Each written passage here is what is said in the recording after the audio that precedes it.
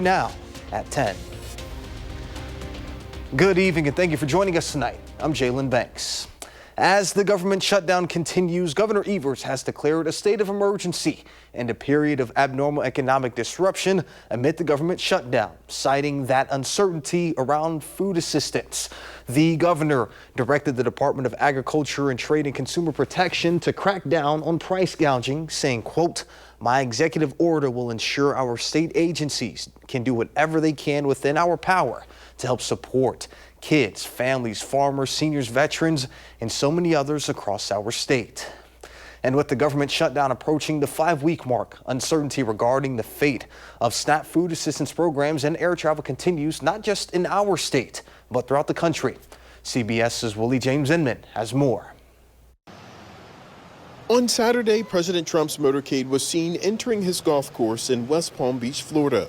This comes a day after 2 federal judges ordered the Trump administration to tap into contingency funds to continue paying for SNAP, the food assistance program that provides aid to roughly 42 million Americans. The U.S. Department of Agriculture warned SNAP funds would be cut off this weekend if the federal government did not reopen. More than 24 states sued the administration this week to keep SNAP funded. Roughly 1 in 8 Americans rely on SNAP. More than half of recipients are children and the elderly. Other nutritional and education safety net programs could also see funding lapses. Eve Del Real is the president of the Arizona Head Start Association, a federally funded early childhood program. Families would have to rely then on unlicensed care or relying on family, friends, neighbors to be able to compensate for the loss of this service. In Houston, a line formed around this food bank. All of this comes as the government shutdown approaches the 5-week mark. Republicans are urging Democrats to support a short-term spending bill that would reopen the government. But Democrats are pushing for an extension to Affordable Care Act subsidies they say are needed to lower health insurance premiums. The shutdown also impacting air travel, with air traffic controllers now working without pay. Several airports are seeing staffing shortages that led to significant flight delays at least a dozen major U.S. airports on Friday afternoon and evening. Willie James Inman, CBS News, West Palm Beach, Florida. In other White House-related news, Canadian Prime Minister Mark Carney confirmed that he apologized to President Trump at an APEC summit dinner this week over a political ad that took aim at his U.S. tariffs and that featured former U.S. President Ronald Reagan. President Trump publicly noted he was offended by the ad. Now let's go ahead and get a look at your first one forecast with the meteorologist Blaze Keller. Blaze, what should we expect? A little bit of fog tonight, and we're beginning to see some of that fog develop across mainly the southern part of our viewing area in and around the state line. That's where we're likely going to be dealing with most of that fog this evening. We also find a little bit of that fog off towards Black River Falls into Platteville as well. We'll likely see a lot more of that patchy fog develop overnight. Make sure you're tuning in tomorrow morning in case any dense fog advisories are issued. As warmer air is starting to move on in, and we typically see fog develop when we start to move in warmer air because the air at the surface can't continue to move through the atmosphere. So we very quickly went through Sunday. We're not anticipating much in the way of weather until Sunday night. That's when we'll likely see a little bit of some rain, but throughout Sunday, upper 40s to low 50s, partly sunny conditions, breezy at times, those southwesterly winds gusting anywhere between 20 to maybe 25 miles per hour. Now next week, we are set to be a little bit on the warmer side, possibly flirting with the 60s. We'll track out when in the full forecast.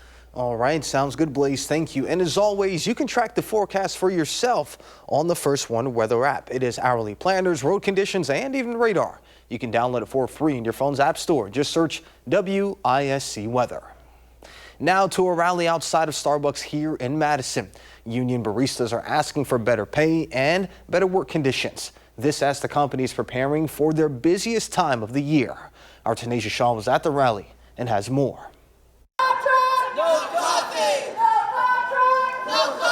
Emily Swanson has been working for Starbucks for 4 years now. It is stressful. She's one of the leads over the union Starbucks Workers United Baristas. I am here. I want to fight for a contract for my coworkers. I am willing to give the time and the energy to make that happen. Starbucks employees and supporters say that they are rallying right now as a warning sign before they actually have to make a picket line. Just to let them know we're serious about what we have to do. We are willing to fight. We are wanting to deliver this message, and we are wanting to negotiate with Starbucks. We are hoping that this brings the negotiations back to the table. The union says they are asking for better staffing, better pay, on-site protection for baristas, and they are also asking to end what they call unfair labor practices. So the busiest part of our day with 4 or 5 people, which is not enough people to run our store efficiently or effectively. This rally is happening as the company is gearing up for the holidays, which is their busiest season of the year. We're just trying to show that the union we're willing to fight for a fair contract, especially before everything gets hectic. We just want to show that we are willing to fight before they come to the table, and that's our main goal is for them to come speak with us. People should not be as stressed going into work as they are. People should not be physically having symptoms of anxiety and illness just because they have to come to work each The day. union says that Starbucks employees are in a tough situation. Most of them stay employed there because of their health care benefits and to help with tuition. So I would just say it's been a lot of stress that is very unneeded, especially during the economy right now and everything, and how hard it is to go to Store. I have really appreciated the support of the union in our day-to-day operations. Reporting in Madison, Tanasia Shaw, News 3 Now. Oh my gosh. Tanasia, thank you. Now, this is a national rally with about 60 cities participating. And Madison police are investigating after shots were fired on the west side early this morning. Police say it happened near midnight on Strathmore Lane, just south of the Madison Ice Arena. They say one house was hit, causing some damage to the home. They also found multiple casings around the area. They say the home was occupied at the time, and fortunately, no one was injured. No suspects are currently in custody. Janesville officials are investigating after a crash left an ambulance on its side early this afternoon. This happened at the intersection of East Milwaukee Street and North Harmony Drive. Occupants in the vehicle were taken to nearby medical facilities to be evaluated. Because the crash involved a city emergency vehicle, State Patrol was requested to help with the investigation.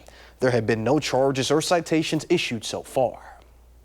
This weekend, the Wisconsin Hmong Association is celebrating the Hmong New Year at the Alliant Energy Center.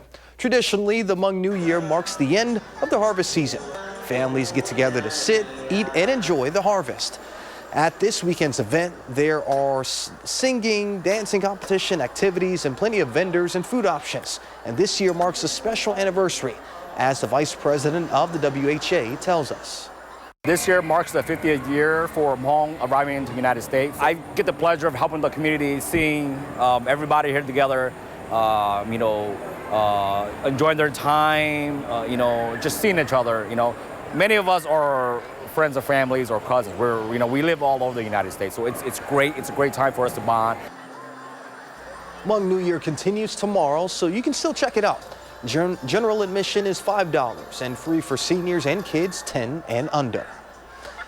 And today, Schuster's Farm commemorated the end of the Halloween season in a smashing way with their pumpkin destruction event.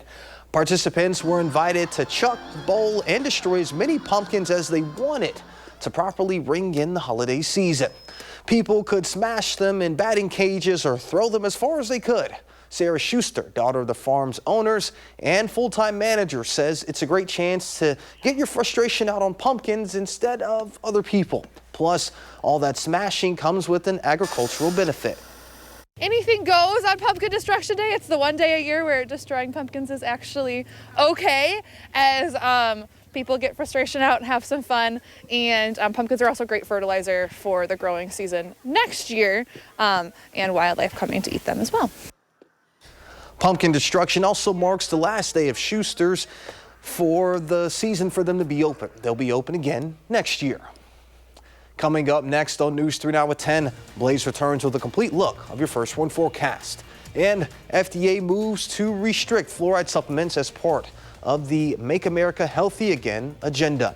Plus, former President Barack Obama has offered a helping hand to a New York mayoral candidate. Back with more after the break. You're watching News 3 Now at 10.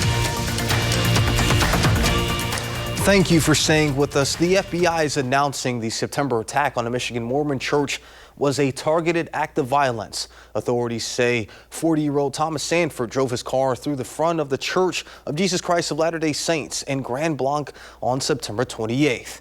This is the video of the aftermath. The FBI, their Detroit field office, they issued an update on their investigation on Friday, saying officials believe Sanford was motivated by anti-religious beliefs against the Mormon community. 4 were killed in the attack. The FBI is updating the total amount of people injured from 8 to 9.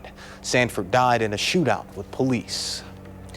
The FDA says it's taking action to restrict the use of prescription fluoride supplements. The FDA's move follows a directive from the government's Make America Healthy Again Commission to assess the risk and benefits of the products. The FDA now says kids under 3 years old and older kids at low or moderate risk of tooth decay should avoid taking fluoride products like drops or tablets. The agency sent notices to several companies warning them to not market the products to kids in those groups. The FDA is also telling healthcare professionals it recommends against the use of fluoride supplements for these groups. Former President Barack Obama has had conversations with New York City mayoral candidate Zohran Mamdani. A source says Obama has offered to be a, quote, sounding board for the Democratic candidate.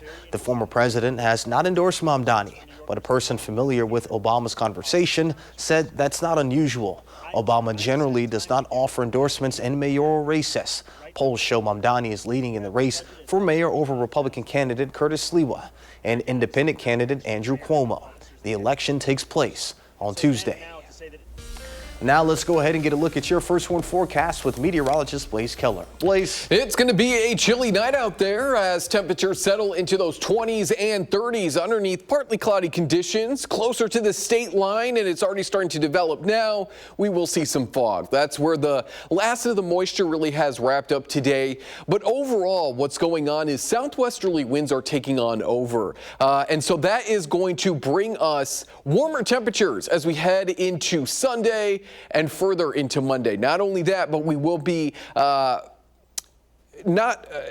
only see more cloud cover get on out of here. So that's going to help our temperatures warm on up. So let's take future track into Sunday. Mostly cloudy to partly sunny. There will be times where we are mostly cloudy. There will be times when we see a little bit more sunshine. Notice that our winds are turning out of the southwest, and southwesterly winds pull that warmer air out of the lower portions of the plains, and they're going to move it northward. So that's going to help warm us up. That's also causing the fog tonight. Maybe it brings up just enough moisture to get some rain showers here as we go Sunday night into Monday. A weak cold front is going to move on through. I would say folks closer to Lake Michigan, you're going to have the better chance for that rain, especially further north and east, because you're closer to the center of low pressure. The farther you get away from that center of low pressure, the less energy there is, and we just might not get enough energy to move its way that far south to get a shower or two going. For the rest of Monday, once that rain wraps up, sunshine. So even with those northwesterly winds, we should be able to climb into those mid to upper 50s. It's Tuesday that winds turn back out of the southwest, partly sunny to mostly sunny, and that means that we're back into those mid to upper 50s, if not the low 60s. Now, in terms of rain, we're looking at maybe a couple hundredths of an inch to a couple tenths of an inch at best. This is taking into account Sunday night's rainfall, and maybe we squeeze out some showers there Thursday into Friday. But we're just in that point of the year where we don't see a lot of big systems coming out of the south where there's a lot more moisture. But we really could use some. It's been a very dry September and October. So in the meantime, other than that rain chance Sunday into Monday and then Thursday, temperatures all next week hanging out in those low, mid, even upper 50s. Tuesday is our best chance to squeeze out a few 60s. We may cool down as we head into the following work week. Some of our long-range models want to bring some cooler air. That would send our temperatures well below where they should be for this time of year. But I would focus on the more immediate future. I've always said and will continue to say, the farther we go out in our models, the more they just like to have fun. So if you're not a big fan of those 30s, they'll likely change. But if they don't, you'll definitely want to get out next week and enjoy the 50s. It is going to be breezy Sunday, Monday, Tuesday, and Wednesday of next week. And again, we could see some rain Sunday night into Monday, and then again Thursday into Friday. Earlier, Andrew, I was talking with Blaze. I said the temps really aren't that bad. Right. It's just when the wind blows, that's where Right. it's like, you know what? Maybe time to go inside. Yeah, it really is. Grab a blanket or something like that. I always like to cling on to summer, but it feels like it's gone. Yeah, I think it is. I think it's said its goodbye. It almost feels like an ice rink outside in some ways. Or you could say it did, at least at the Kohl Center and at LeBron today. Still to come in sports, not one but two border battles on the ice. What more could you ask for? We have the highlights next on News 3 Now.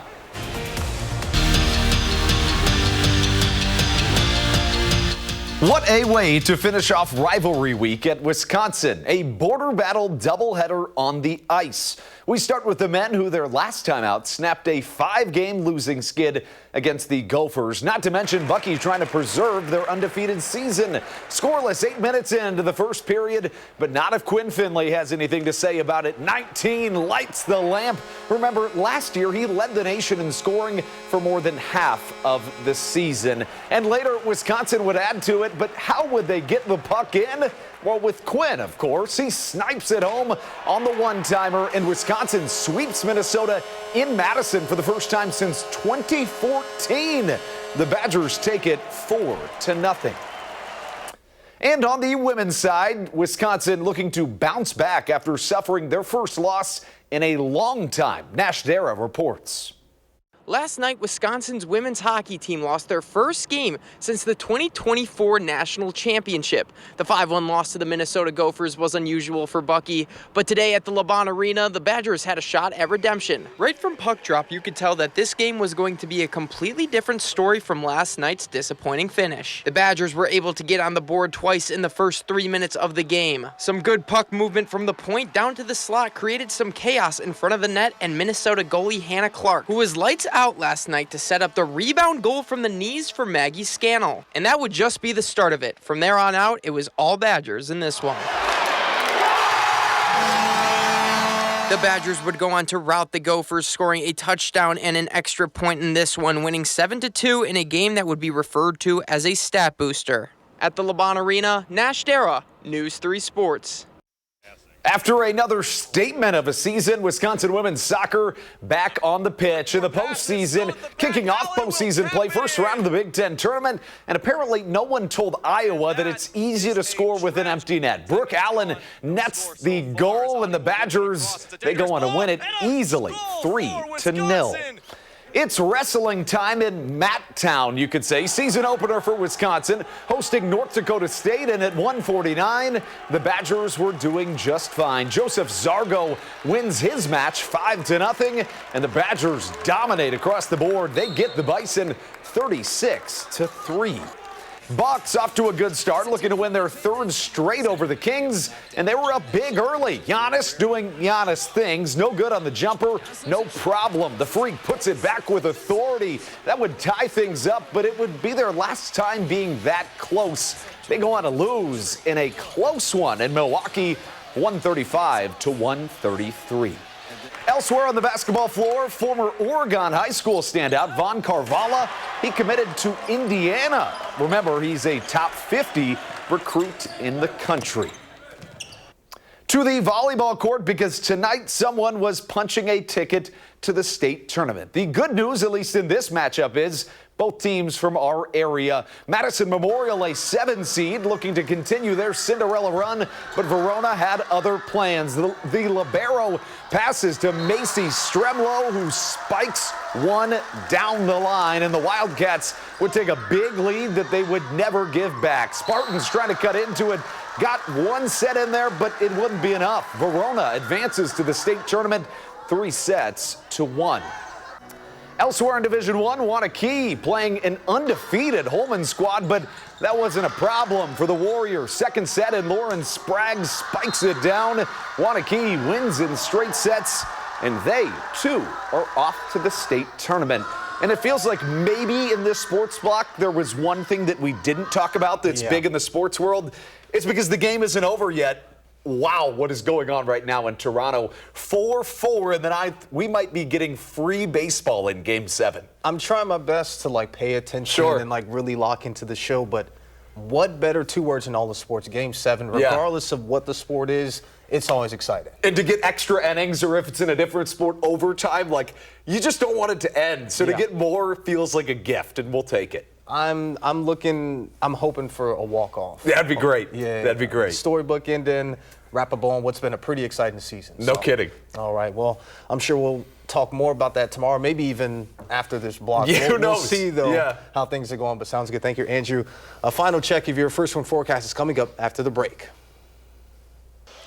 And finally, tonight, when you walk into Spirit Halloween, you're probably expecting to be spooked by a decoration or two, but what about a monkey? No. That's what happened to store goers in Plano, Texas, when a pet monkey got loose in the store. Now, what you're seeing right now is body cam footage of the police who had responded to the monkey on the loose. The monkey, fortunately, was reunited after all his monkey business after a bit of swinging on the rafters. Yeah, let's take, look at that. All right. That's not scary. That's cute. But I have a couple questions. So one, you have a pet monkey. I'll leave those questions aside. Why bring it to a store? An outfit. And two, I'm glad that I wasn't there because my go-to Halloween costume, at least in college, was a banana. I would have been in trouble. Super. So I'm curious, when you bring them around, do you know how they put poodles and stuff in the interior? Is that what you do? Do you put on the leash? I think you could put, don't they make little human baby leashes? Can you put it on that? No way. Because they're like or baby maybe size. like the baby carrier. Bjorn? Yeah. No You just wrap it on up. the front. I don't know. That's crazy. When What a wild I buy a monkey, we can try it let out us loud. know. Sure. Andrew, real quick, where are we at on the World Series? Yeah, it looks like I'm looking at a 4-4? commercial break, so they must be headed to extras or a pitching change. I'm hoping extras. What a fun game. All right, well, sounds good. Blaze, before we head on out, what should we It's expect? going to be a mix of mostly cloudy to partly sunny conditions tomorrow. If you are heading up to Lambeau, know that winds are going to be breezy out of the southwest at times. And that means that we're warming up into the low 50s on Sunday, mid 50s to maybe the upper 50s to low 60s by Tuesday of next week. All right, sounds good. Thank you, Blaze, and thank you, Andrew, and thank you all for joining us. Seinfeld is up next.